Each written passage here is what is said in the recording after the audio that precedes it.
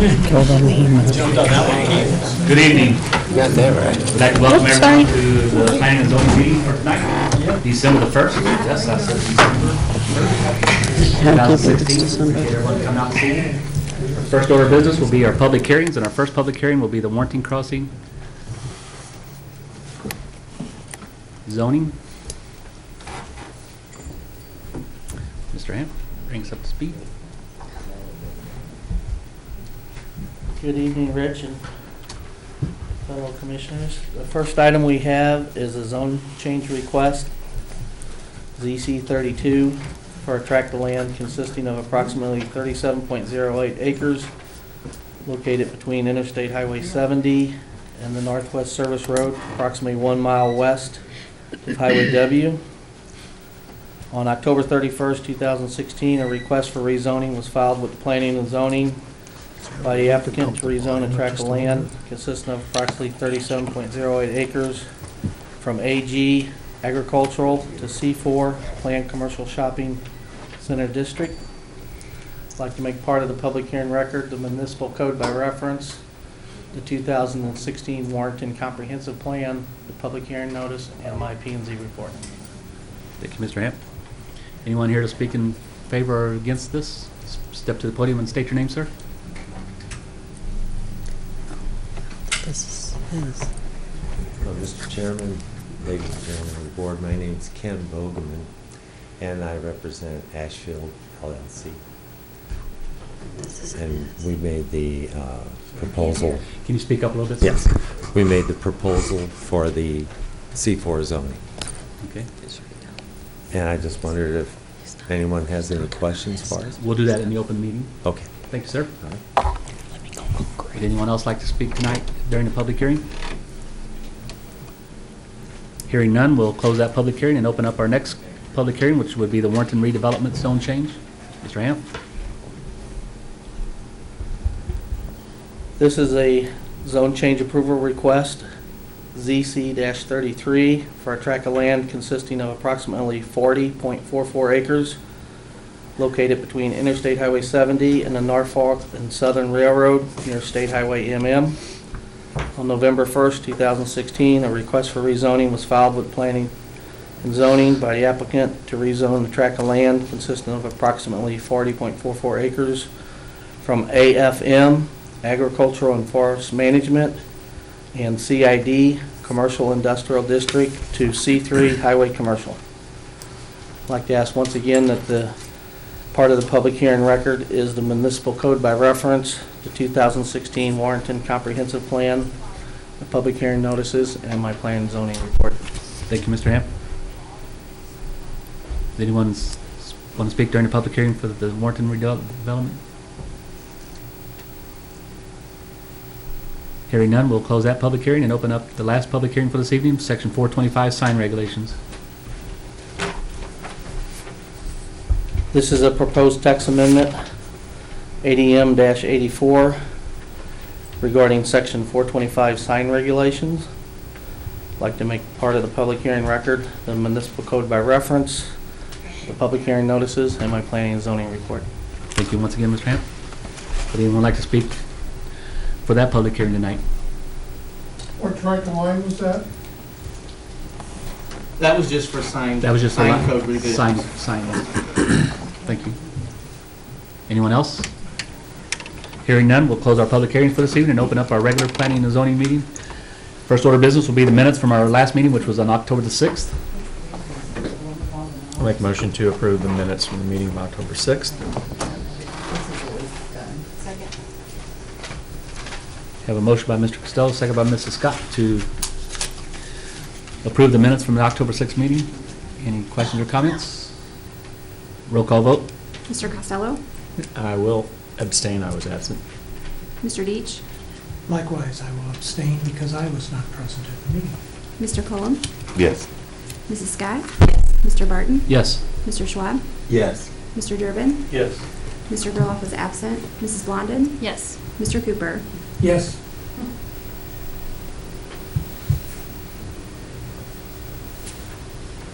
Had 7 yeses, no nos, 2 abstentions, and 1 absent. Motion passes. Next order of business will be the boundary adjustment of lots 4A and 4B of the Isaac Kent Farm subdivision. This is a boundary adjustment approval request, SUBD-57. Proposed boundary adjustments for lots 4A and 4B of the Isaac Kent Farm subdivision located at 27 Isaac Kent Drive. Property is zoned Z or R1, low density residential. And the applicant is here if you have any specific questions for him this evening. So is he taking the 2 lots and making it 1? Yes, ma'am.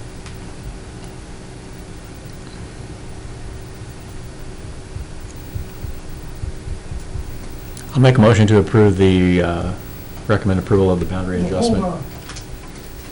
What exactly are they wanting to do? 4A and 4B, what do they want to do? It's a, Don, can we, I mean, you have to address the chair and ask the chair if you can. Can you step to the podium, sir? Sure. And then state your name. Let's just make sure we. Yeah. State your name for the record, sir, and ask your questions. My name's Don Boring, and I'm one of the trustees for the Isaac Kent subdivision. In fact, that property is across the street from where I live, and I'd like to know exactly the intent of what they're trying to do with that piece of property. Okay, thank you, sir. We'll try to address that.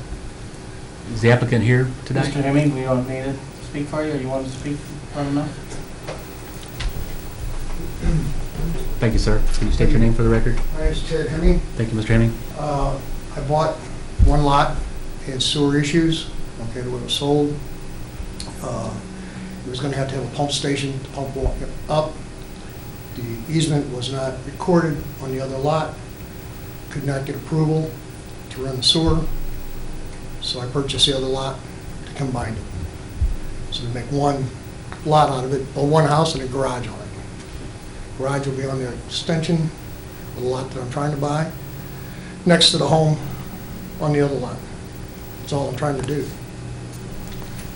Any questions I can answer for you, sir, while I'm up here? You wanting to build 2 property, 2 houses? No, sir. One house, and the garage will be on the other side. That'd be great. Okay? Just trying to move into your subdivision. Not a problem. For a year and a half. Yeah. You're right.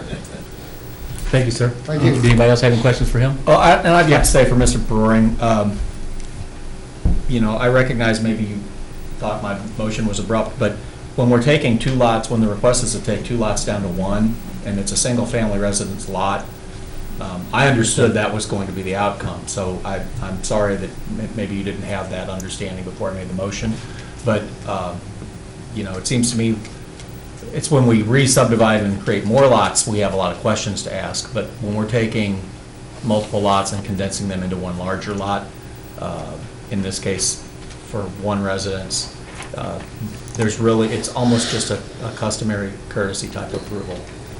No, I don't have a problem with that. Okay?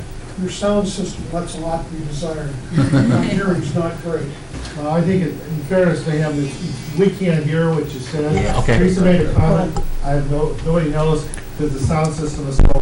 Can you hear me now? tonight, So if everybody can speak in the mic, can speak up, it really helps back. Yeah, they haven't heard a thing over here, so.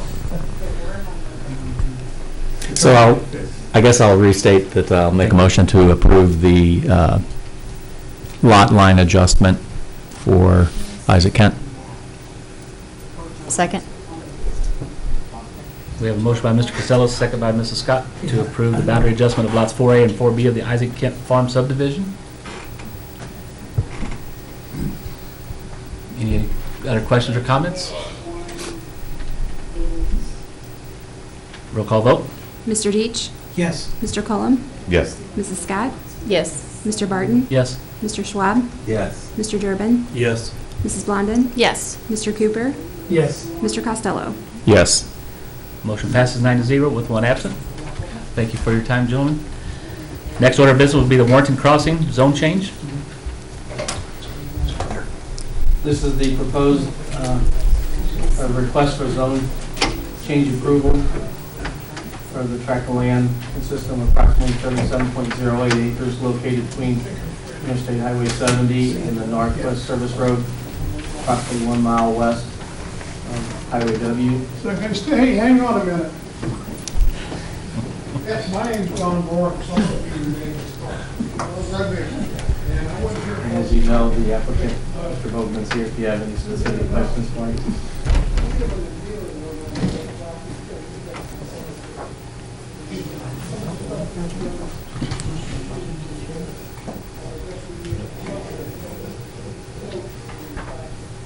Well, I think I'd like to ask, is there a specific reason why the comprehensive plan that a number of people spent a lot of time working on over the past year looks at that entire area as a C3? Is there a reason why the C4 zoning is something you're asking for? Yep, please. Do you have that other?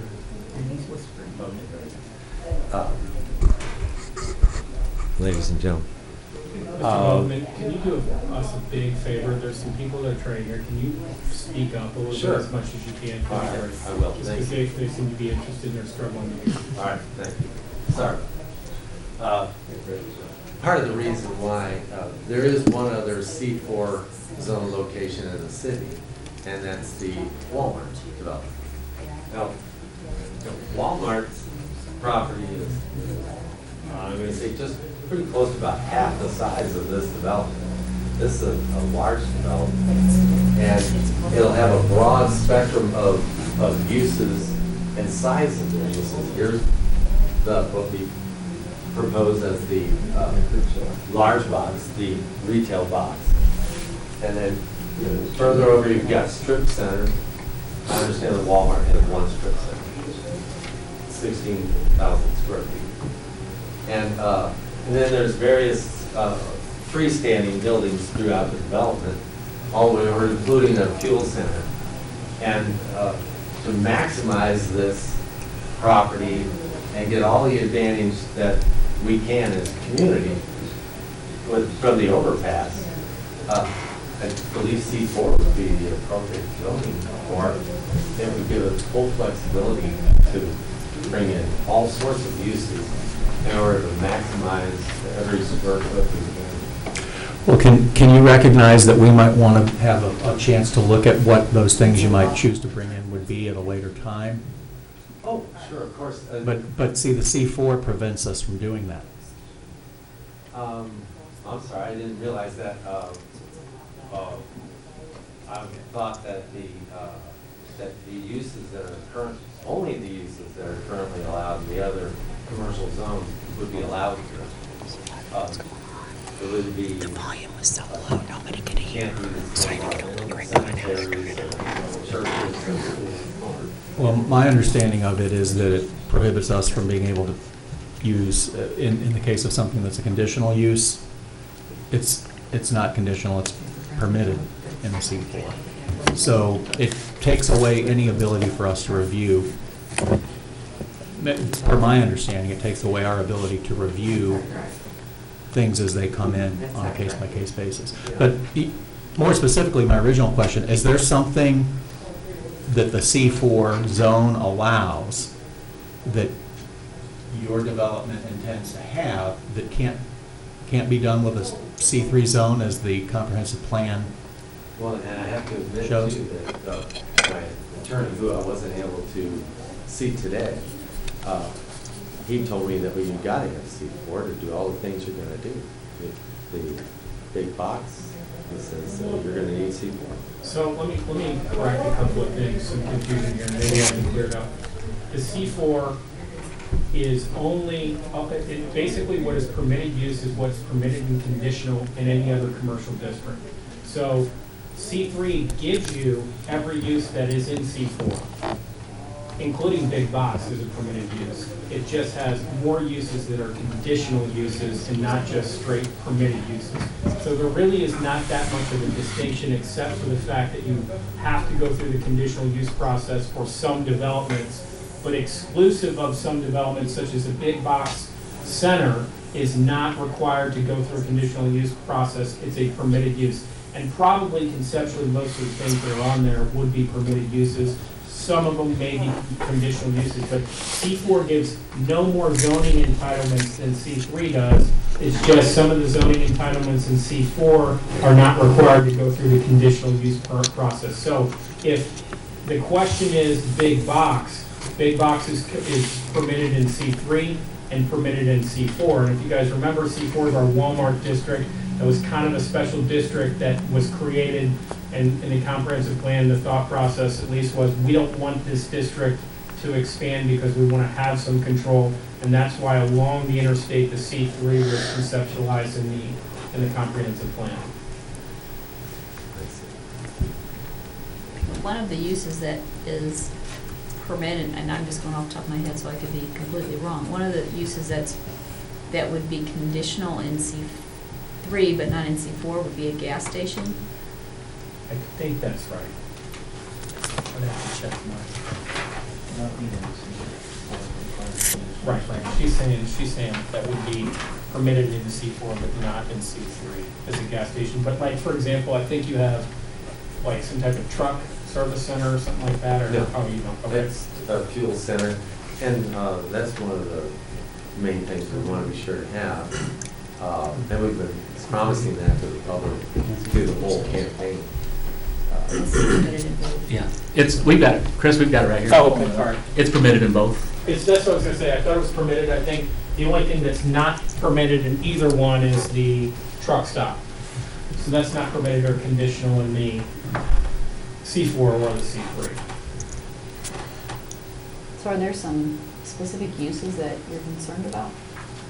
Well, what I'm concerned about is the same thing we always get into, is we can't foresee, I don't think we can foresee every potential occupant. And there are some uses in the C3 zone they're conditionally allowed. That means that the developer has to come to us with the plan, and we may, depending upon different issues with respect to that request, place some conditions on it in order for it to be approved. But ultimately, as long as the conditions are met, then it fits the zone.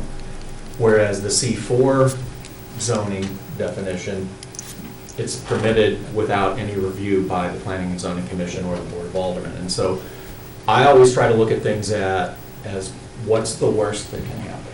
And I'll tell you, quite honestly, one of the things I always consider is we make a zone change, or we make a zoning assignment, and the Board of Aldermen confirms it, and the property changes hands, and the intention that was expressed by the original developer may be different with the new property owner. And so as these things that would have otherwise been conditional and we would have had a chance to get an advanced look, now are out the window because it's all permitted. And so my personal belief is we had a lengthy process that a number of people spent a long time working through to develop this comprehensive plan for the future of the city of Warrenton.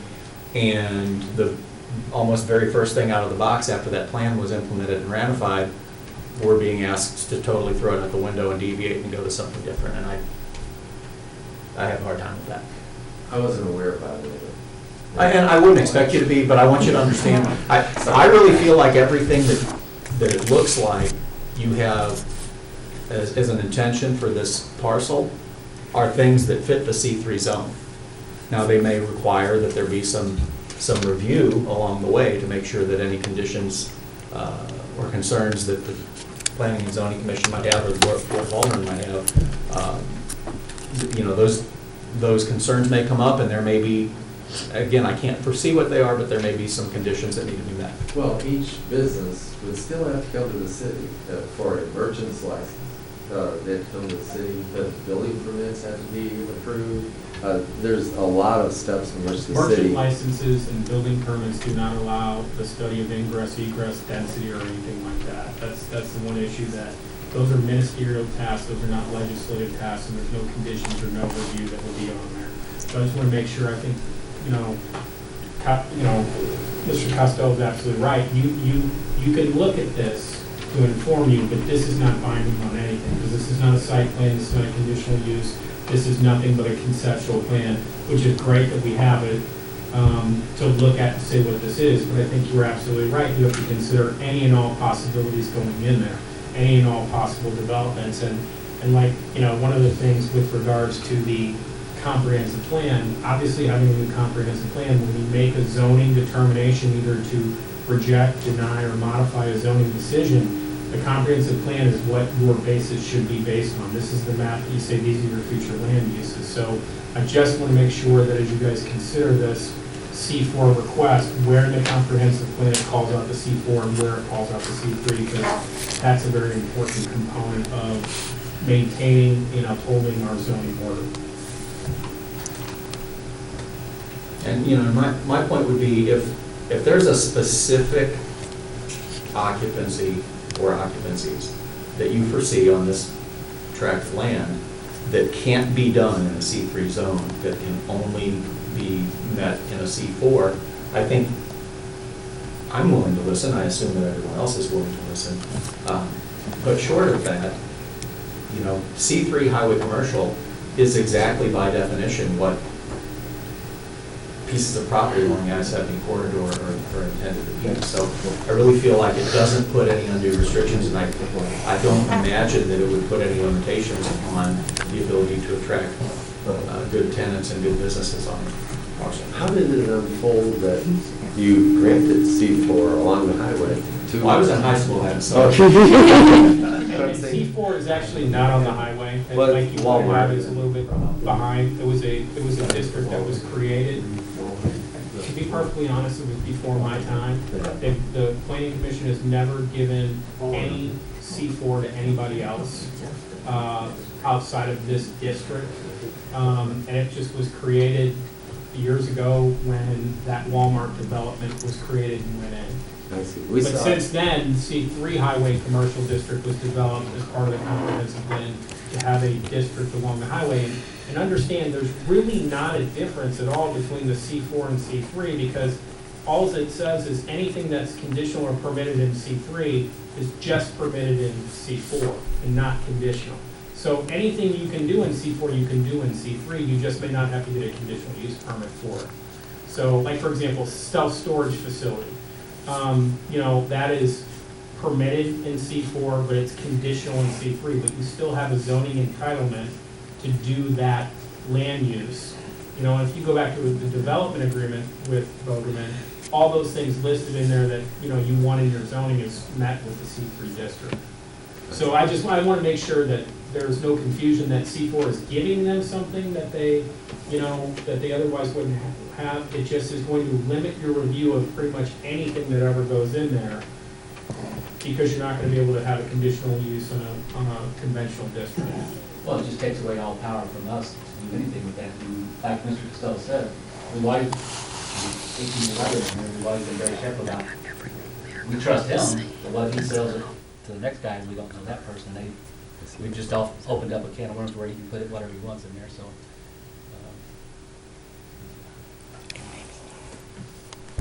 So if C3 is what we're thinking is the best use, how could we move forward at this point? Well, I think, you know, the applicant, I guess the question is, Mr. Bogerman, you know, there's a couple of options, and I think you could, you know, they could make a motion on your request today and make a determination. I think there's sufficient wiggle room if they didn't want to give him C4 to give him C3 tonight. Or if you wanted to consult with your attorney or go back and look at it to see if you really have an issue, you could take that time as well. I think it's kind of what you want to do. And I know you've got some other people here with you. If you guys want to go kind of talk about your game plan, or, I mean, what's your thought on it? I guess, you know, I guess the question is, you know, what is it you want out of C4 that's not there in the C3? Here's all we're after. Okay. We want to build a great development that'll be something that the community would be proud of, and would have tenants that would help us to, and the city, to maximize this blessing, this overpass that the citizens have chosen to allow. And we have a responsibility for this whole north half to make sure we do it right. So when my attorney told me, well, Ken, I've been through the whole code, you gotta have C4. I go, okay, well, that's what I'll apply for. Then today, I read through this too, and I noted what you were pointing out to me a little bit too. Can you hear me over there, folks? Okay. So I just want to do what gets the job done and goes smoothly, and we all work together on it. And if that means we're in C3, then I guess we're in C3. I don't want anybody to have a feeling that, you know, we would do something there or allow something there that wouldn't be seen as an asset to the community. And I guess I can understand where you'd want to have some, some way to screen these things before they happen. I'm hoping that the process isn't too long. We have found in some cities that process can cost us 4 months or so. You know, you go to this meeting and then they only meet once a month, but you just missed it, or it has to be advertised for a couple of weeks or something, and that process can really slow down, bog down, and cause something not to happen that otherwise might have. That's part of the reason for it. It just helps us be able to move quicker and get things done faster. So. Can I address this? Yeah, come on. Gary Alkin, Alderman. From my background in zoning, I've involved in this a lot. I think there's some protections the C3 gives the property owners that are adjacent. An example I would give, if let's say one of you decides you want to develop this, but you want to have your business here, and you got a C4, and somebody else comes in and maybe changes it so it impacts your business, maybe the egress or something, or the signage is something you disapprove of, because you think it's going to be detrimental to your business, you don't have a format to come to the zoning board and say, will you fix this? But I think in the C3, you can come to the zoning board because it has to be a conditional use, and the zoning board can say, well, I understand you as a business have a problem with the lighting that the guy's buying is proposing, and the zoning board can look at that and say, yeah, you have a case, the lighting's going to interfere with your business, so they have the ability to protect the individual within the zoning system by making decisions that are best for the whole complex, as opposed to if they could just come in and do what they wanted to within the building codes, but they could put up a light, and you would say, well, wait a minute, this is detrimental to my business. That gives you, as an owner, or whoever buys this property as an owner, to develop it, some protections that you wouldn't get in the C4. And that's how I look at it from my perspective. Yeah, you're right. The only difference is sometimes it takes a little more time because you got to apply for the conditional use permit. But I think the benefit the owner is getting, who buys and invests in here, is he has some say or some right to look at the quality of the building going in next to him, or the style, or the lighting, or the egress to the property to protect his investment. So that's where I see it's a huge advantage on the C3 for the individual person who's actually going to invest or buy the building that you're trying to develop. So that's just a different angle to look at it. Yeah, it's slower, but it gives the owner some protection that you wouldn't get otherwise. Is that? Yeah, that's you awesome. understand? That's win-win. Can I use that? Yeah. And, you know, you had mentioned that your attorney had recognized and recommended to go the C4 route. And I would understand why. I mean, if I were an attorney, I think that would be the direction that I would steer you to go, because it puts the least restrictions and the least burdens on you to get this property developed. But as Alderman Ock stressed, there are some protections there. And the other thing that we have to keep in mind is that these occupancies could change down the road. I mean, we had an outlet center that was a great, booming, thriving facility, and circumstances changed. And so it's not what it was anymore. And so we have to also recognize that at some point in time, 25 years down the road, this zone may need to have different types of businesses and occupancies. And if we make this C4 today, we take away any real ability in the future to look at and assign any conditions to new occupancies. So, you know, if you feel like you can get this done in a C3, and I really believe you can, because C3 allows virtually everything that you want to put there, I would certainly be more comfortable going that route. And I can tell you that our planning and zoning and building commission are really efficient at processing requests and getting them before us, and it's never our intention to hold them. That's great. And we want exactly what you want. I figured that, we're all the same team Yeah. here. Well, why don't I do is, Chris recommended that people want to go ahead and make a recommendation to go to C3. Now, I'll talk to Paul Hinman tomorrow morning, and then we'll call back. Should I call you, or should I? Well, I mean, you probably want, I can't talk to you really directly because so what would happen, this is how I would suggest, if the planning commission wanted to consider that is, you make a motion to deny the request for C4, however, rezone the property to C3 to make that recommendation to the Board of Aldermen, which will keep you moving to the next meeting. Sure. Then what we can do is, we will have to, right, but we'll have to change that public hearing notice a little bit, so will that put us at the Board of Aldermen? I can't change it. I'm saying for the 20th, I know, but we'll have to rerun an ad, so if we get that in right away, how quickly will that?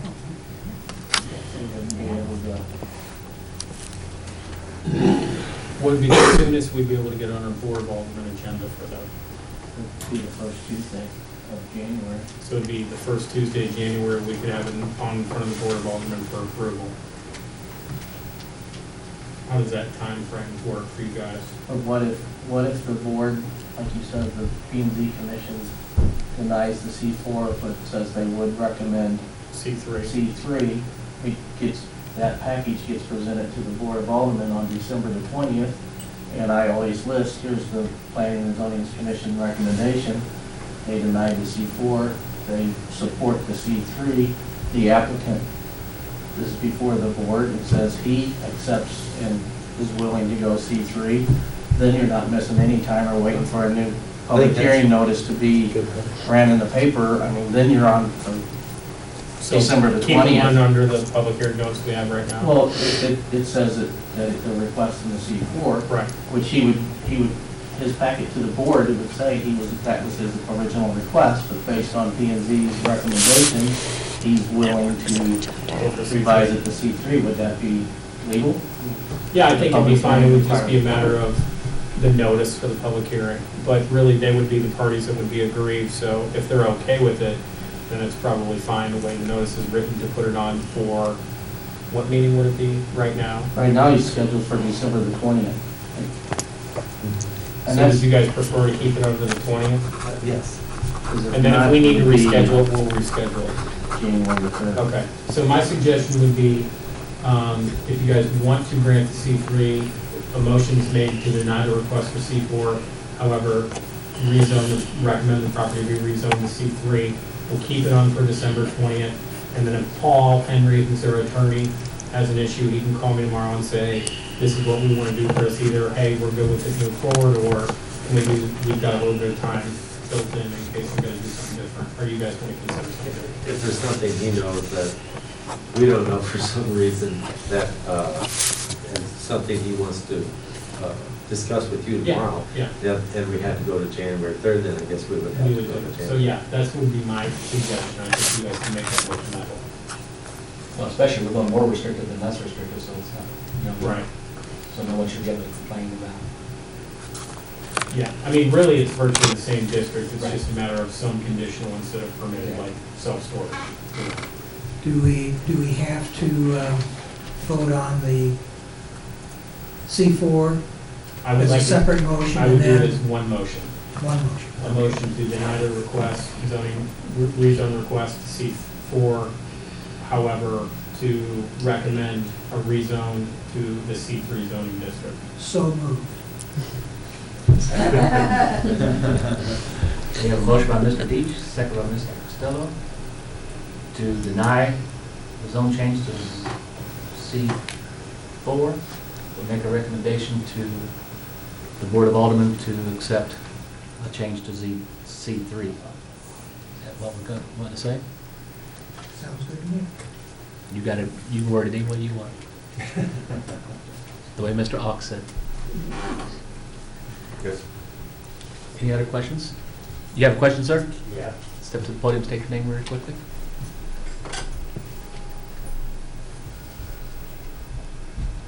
We own a farm right across from where the overpass dumps out on the north side.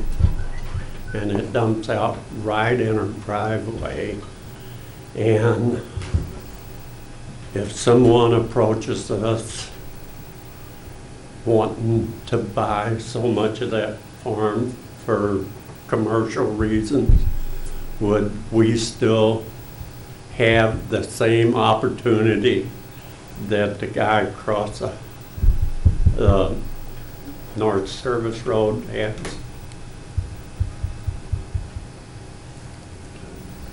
Same opportunity as far as zoning entitlements? Yeah. The property's not within the city limits. Oh, okay, so right now, you're in general Warren County.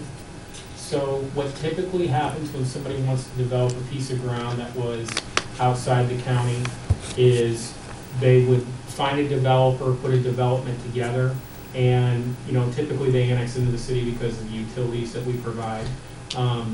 But, I mean, there's no reason, this is conceptualized to be a commercial development, both north and south, on both parts of it, so. Yeah, we're on the farm right here.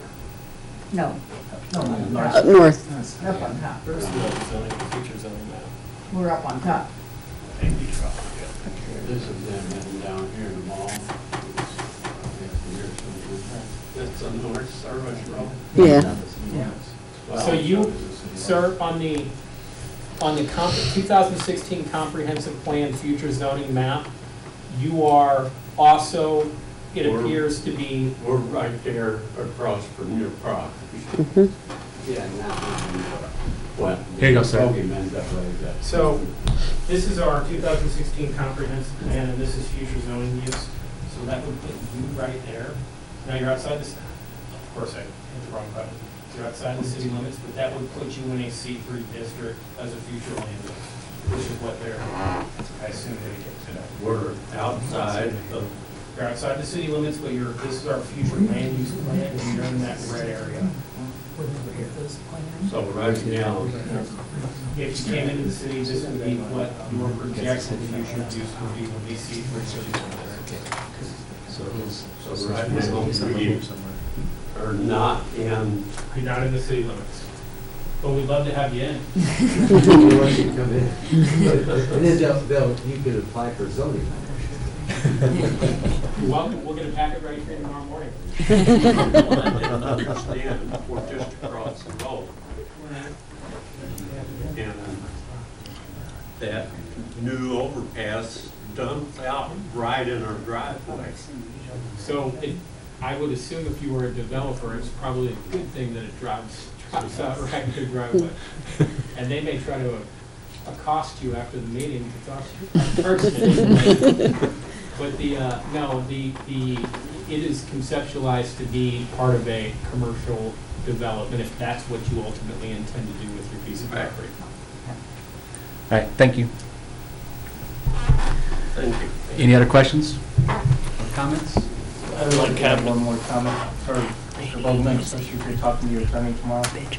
Since I've been here 5 years today, as far as when things go through for planning and zoning and board of aldermen, we've run site plan approvals and conditional use permit approvals simultaneously through the same evening.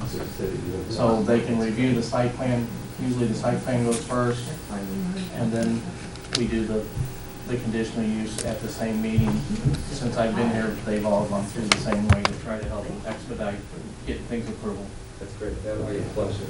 Thank you. Now, there has been times where the board has asked, or the planning and zoning commission has asked for more information. Sure. Where there has been occasions where it has took a second meeting, but the majority of the time, the public hearings and they're presented at the same meeting, if that's what the applicant wants. That'd be great, thank you. You're welcome, sir. Mr. Durham, you wanted to say something? I would this is just curiosity only, on the taxes and stuff. It's going over to commercial, but will that have a bearing on the city at all, on the tax? Well, the way I understand it, when we researched this before, is that until the use changes, the zoning will not change what the property tax use is. Isn't that right, Terry? That's correct. And so they're farming this land right now, is what my understanding of it is. they could rezone it to industrial use, but until it actually, the way I understand it, until a shovel's on the ground, in the ground, and the use is beginning to change, their property taxes will not change. Okay.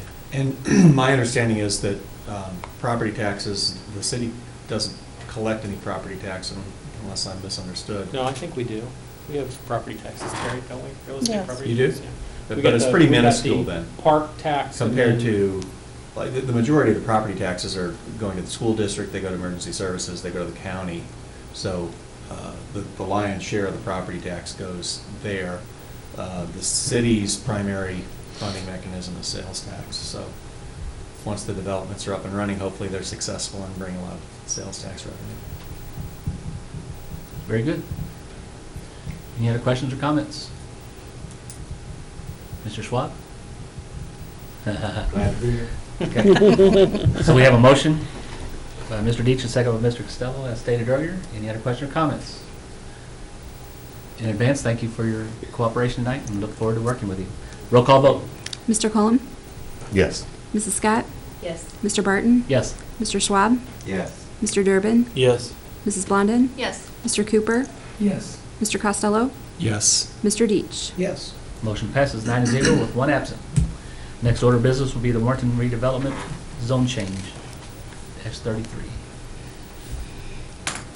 This is a zone change approval request, ZC-33, for a tract of land consisting of approximately 40.44 acres located between Interstate Highway 70 and the North Hark and Southern Railroad near State Highway MM. And the applicant is here this evening if you have any specific questions. Yes, it's right. State your name, sir. My name is Eugene C. Keevan. Thank you, Mr. Keevan. I'm one of the partners in the Keevan Family Partnership. So I'm representing the Keevan Family Partnership tonight, and also Samoth Corporation, which is a Rod Thomas Construction. And because we're working together on my property, which I have approximately 30 acres, and then he has about 10 acres. So I think it's a total of 40 acres or something like that.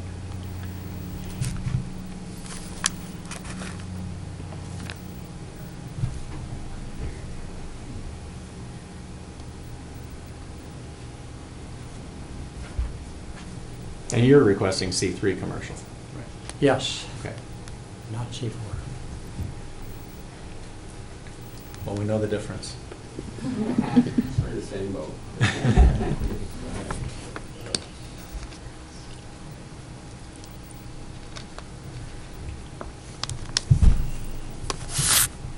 Thank you, Mr. Keevan. Anyone have any questions for Mr. Keevan tonight?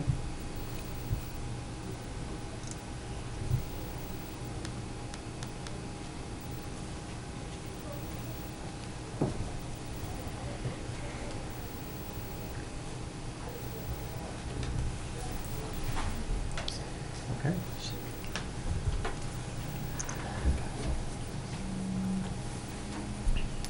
Well, Entertain a motion?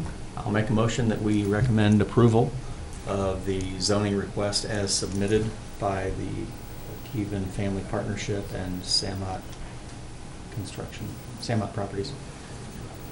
Second. We have a motion by Mr. Costello, second by Mr. Deitch to approve the Warrenton redevelopment zone change to C3 from the agricultural, farm, and commercial industrial to C3. Any other questions or comments? Do you guys have any comments? Any questions? Roll call vote? Mrs. Scott? Yes. Mr. Barton? Yes. Mr. Schwab? Yes. Mr. Durbin? Yes. Mrs. Blondin? Yes. Mr. Cooper? Yes. Mr. Costello? Yes. Mr. Deitch? Yes. Mr. Cullum? Yes. Motion passes 9-0 with one absent. Thank you guys for your time. And all that pre-homework paid off tonight, so that's good. Thank you. Yeah, here you go. made it easy for us. I'm glad Bogeyman went first. Last order of business for the regular meeting will be the Section 425 sign regulations. It's a proposed text amendment, ADM-84, for a revision to the section 425 sign regulations. And all the proposed changes are shown in red in the packet. Were these based on another city, or how did you come up with these, I guess is the question. Well, meeting, looking at what, talking to the developers to see what, as they develop these highway, commercial, what type of signage. This is very preliminary, but as the phases come in, what type of signage they're going to want to try to have to make their development successful. So, you know, it was a combination of factors. I can't say that we just copied from another city, but I mean, obviously we looked off our own code to keep it consistent, and then just trying to put together what we had talked to some of the developers about, you know, what they think they're going to need, because they're probably going to need more than just what our sign code allows now. Even with some of the development that's, you know, the outlet mall that's already out there, and what they want to do to try to attract tenants and revitalize that portion of the development. My question kind of comes from, I was looking at the pole signs in that district, unless I'm reading it incorrectly, is the maximum is 60 feet, and in the Highway 47 district, which is an interchange district as well, they're 50 feet. That doesn't seem too far off. But the maximum square footage in the new district would be 400 square feet, where it's 150 square feet in the Highway 47 district, which is the other commercial area. So I guess my question is, are we putting the people at the existing interchange at a disadvantage by that big a difference in the signs? Like I said, the 60 foot and the 50 foot doesn't seem that huge, but the 400 and the 150 does. And then on the retail outlet center with 5 or more businesses, I can see where they are going to need something bigger, because you have a list of several. But there's also on the electronic signs, it looks like the electronic signs, you can have up to 100 square feet in the new zones, or that's the proposed changes. And in the Highway 47 area, you can only have 50 square feet. So that's my concern, is that we're putting the existing businesses that are at our current interchange at a disadvantage. Yeah, I mean, I think a couple of things. I think number one, envisioning that this is going to be mainly retail development, that most of Highway 47 is gas station or whatnot, so it's kind of the one shot up 50-foot high-rise pole sign. The activity of the interstate and the 47 are a little bit different, because you know, 47, you know, it's kind of stop and go, and do you need as much, where the interstate is trying to catch people going, you know, on the highway. So, you know, it was just trying to get the discussion started, because it seemed as though we needed to provide some more leeway with signs. And like I said, I think there's kind of a difference in the two districts, because this is primarily going to be retail, and here we kind of primarily have along 47. That doesn't mean it can't change. And then really the question about the electronic sign was, hey, is the 50 enough? Because, you know, you're talking about Dairy Queen.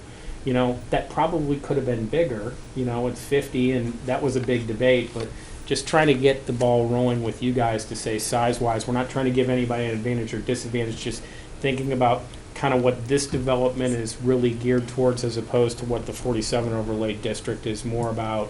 Fast food, gas stations, whatnot, not trying to put them at a disadvantage, but really thinking about this is more going to be a larger scale retail anchor tenant, and how important that anchor tenant sign is to the larger scale retail. And then the, you know, because you're on the highway, having, like you said, Teresa, the multiple tenants on a big sign, it's not like it's on a 30-mile-an-hour road that, you know, people are going 80 miles an hour. So, I don't know, Jack, do you have anything to add to that? Yeah, the main thing is, and we took this into consideration of how it's going to affect the existing businesses in town, because anything we do, my phone rings nonstop.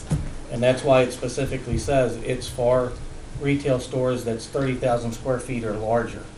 You don't have that running up at 47. So it's not in a disadvantage to any of them. That store don't exist right now. But it is trying to help draw that big store out there to this area. And if they do show up, they might want a little bit bigger sign to help get people off the highway. And that's part of the logic of why we put that in there. But if one showed up in the existing area, would they then be covered under this same ordinance? No, it would not be within that overlay district. But the idea being, if we get to a point where we can, I mean, that's a great growth point where we can merge the two. We've never had a request for a sign over what we've got in that 47 overlay district. But, you know, obviously it's one of the things that if there was a request, I'm sure, you know, would be something you guys would consider because, like it or not, our lifeblood's coming off the highway. So if it was more and better and things to attract people to come off the highway, you know, it's obviously something, you know, we would consider to revise. I'm sure you guys would consider a revise to add some square footage to it.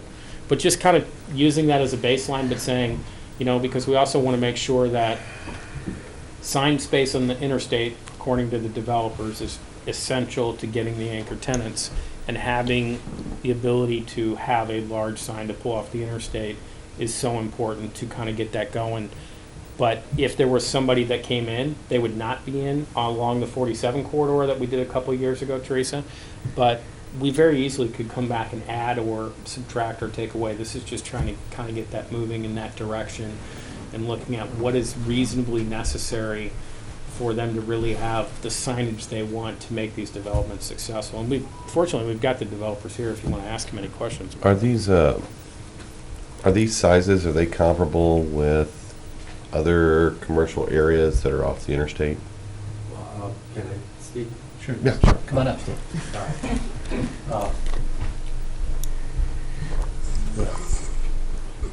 You couldn't be more right about needing more signage. It's, the difference is on 47, it's almost like a community artery. It's, what, 35 miles an hour. You know, we were driving very slowly. We can see way ahead. We have plenty of time to look. And a smaller sign's much easier to see.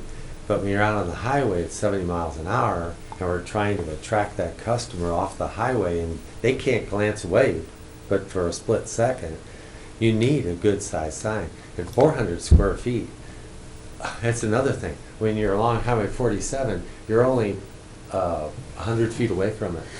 But when you're out on I-70 and your first chance to see it is a quarter mile away, that 400 square feet is going to seem like a dot. I mean, you need as big as signage as you can allow those retailers along the highway.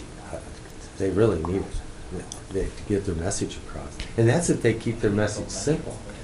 We try to tell them no phone numbers, no extra detail. One bold message. Make that one bold message. Just get a glimpse of a moment to get your message across. Here we are.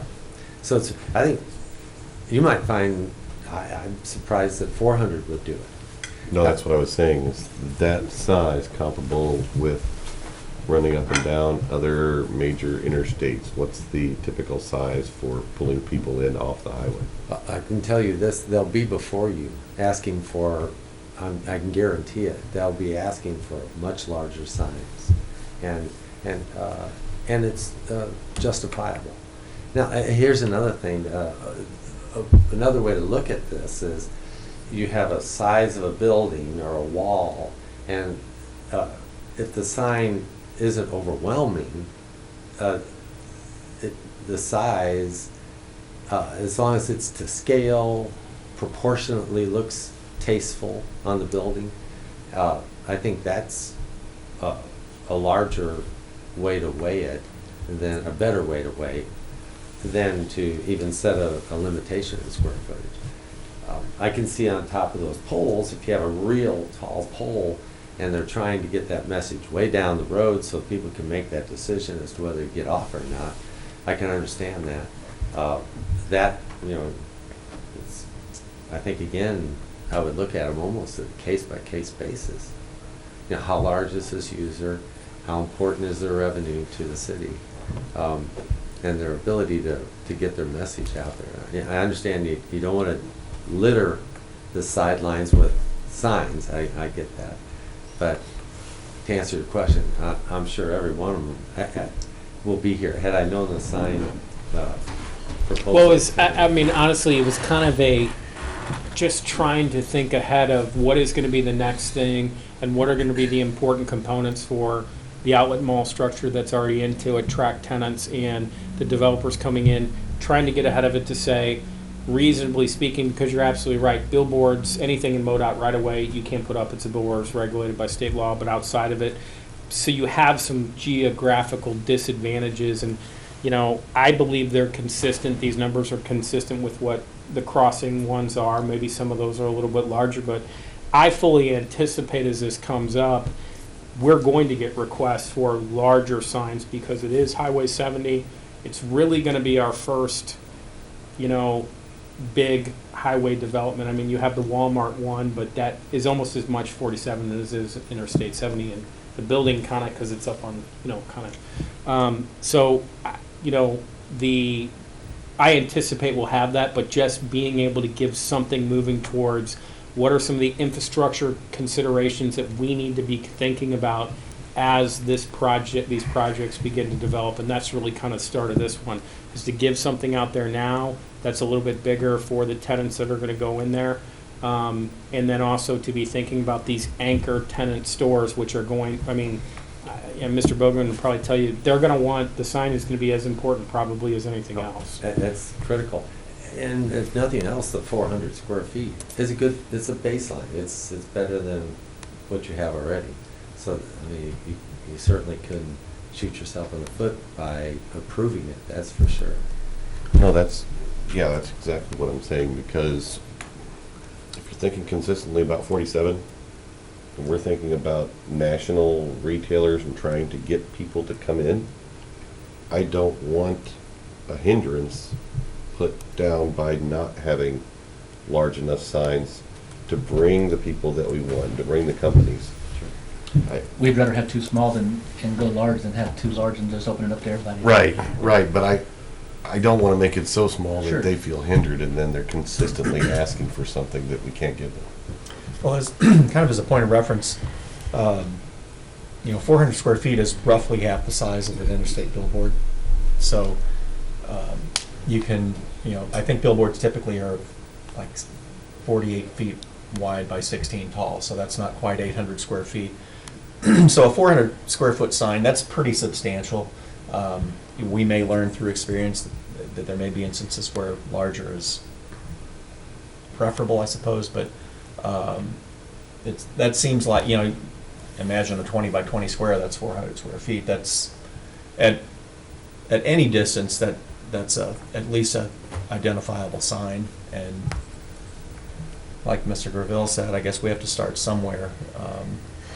But that's not gonna be a sign that's permitted for a small Development. subway You're or talking- something. It's Right. for something that's at least 30,000 square feet, and if that's the goal to get these Right. bigger retailers to come to town, Right. are you really sacrificing that much to work Right. towards trying to help them be successful? Yeah, the key buzzword we keep hearing is anchor tenant, and how important the anchor tenant is to flushing out the whole development, and just some of the, having the resources there to attract the anchor tenant, and then the sign is extremely important from the feedback we're getting. And I think the other thing, Ms. Scott, I wanted to address is, the Highway 47 overlay district, a lot of those minimums we put in because we were really trying to clean up the mess of what was there. And those numbers kind of, the maximums kind of became the maximum of what somebody had already built, because half those signs didn't have permits, half of them didn't have variances. And we kind of brought everybody into compliance by doing that. And I kind of always looked at that as kind of like a baseline and creating the overlay so we can move around in there if it's necessary. The reality of it is after Walgreens, I don't think anybody's ever come back and asked for any type of high-rise sign or, larger sign. It's just been changing out what they've had. So I kind of look at that district, although they're independent, I think they're very similar in what they do. But I also look at that as somewhat organic in that as hopefully, this development creates the loop, there may be some more development on there. And then also butts up on that RC district too, which is, trying to have that transition and preserve some of the neighborhood feel too, so. I'm just, I just fear visual clutter, it's kind of a concern. So, but if we're talking about, so you're basically talking about the anchor store in each, whatever the anchor store is in each development. And the smaller stores then would be on the sign that had the multiples. Yeah, I mean, the Bogemans could take their property and put 3 anchor 30,000 square foot stores, and they would have 3 signs of that. I think they'll develop it as outlots and out parcels with buildings out there with smaller tenants and smaller signs. But yes, that's the idea, is that to attract that anchor, they've got this half a billboard that they know that they can go in and operate and attract people. Well, the smaller stores would benefit from the bigger ones too. Yeah. Go ahead, Mr. Joe. I have a question about, are we going to allow, which I don't see anything wrong with it, the multiple message signs that we have nowadays, because everything's getting computerized, and we're going to, we're at this. Well, as Teresa suggested, we did double the electronic message board, but not to a point that one of the developers said to us, it's trashy to have you don't want a development basically that has a bunch of electronic message boards that are moving. So we took, I think, a somewhat conservative approach to that and really limited it. I think you said, Teresa, at 100 square feet. I believe, yeah. Which is really kind of, you could take the Dairy Queen sign and double it, and I don't think anybody would have a lot of heartburn about that. So thinking, okay, if you double it, so the idea being not really trying to trash it up with that, the light, it's much brighter with the LED, it's flashing, it's moving, getting into the sequence regulation of how frequently the message can change, just maybe slowly growing that instead of jumping right into it, because honestly, most of the large retailers and, the experience we've had, they don't want that sign. They want Target Permit. or, Walmart. They don't want to, because it's expensive, I guess, and expensive to program, and it's much cheaper to put up a LED backlit, single purpose sign to do it. So that's, we did expand it a little bit, but hopefully in a conservative way, with the idea that this is some type of messaging under this large sign or something along those ways. But I'm sure as developers and tenants come in, they're going to tell us what they want. It's just trying to have something that, prepares us a little bit for it. Very good. And we may be wrong. I think we'll be right. I think it's a pretty good guess, but It's a good start. it's a good start. And as So- we all know, sign regulations is a moving target. Yeah. It's been here many That's times. for So are we wanting the motion to approve this tonight? Is that what we're, If you guys are comfortable I mean, that's with a, it. Yeah. entertain a motion, one way or the other? I'll entertain a motion. Got a motion by Mr. Durbin, Second. second by Mr. Costello to approve the section 425 sign regulations changes. Any other questions or comments? Roll call vote. Mr. Barton? Yes? Mr. Schwab? Yes. Mr. Durbin? Yes. Mrs. Blondin? Yes. Mr. Cooper? Yes. Mr. Costello? Yes. Mr. Deitch? Yes. Mr. Cullum? Yes. Mrs. Scott? Yes. Motion passes 9-0 with one absent. We'll close the meeting and turn it over to Mr. Hamp for a quick report. They poured concrete at Emos today. Saw Through that. the floor. That's exciting. That's it. It's a highlight of the One, day. one Nothing- floor. That's it. That's Nothing all you exciting got? for Did I put sauce down first? Sauce? Yeah. I have a question for you. Yes, sir. What's happening with the bakery?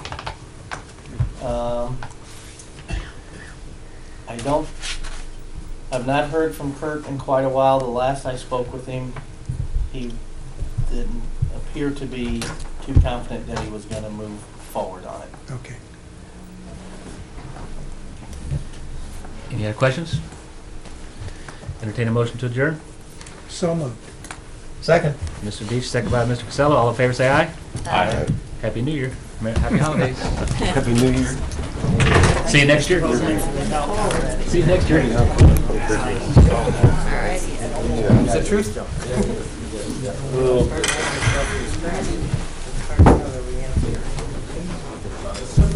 Oh, curious.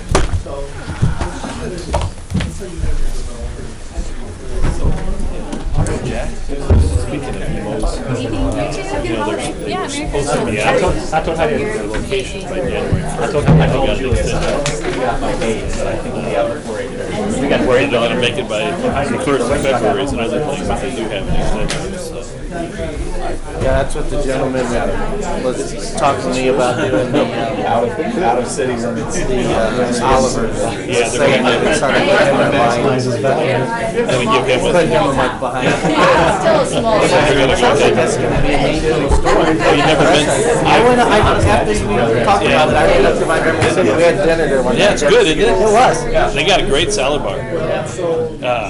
Fridays they have all you can eat fish, and I was up there Saturdays, Saturday and it was like chicken, the chicken. yeah, they buffet. had all you can eat.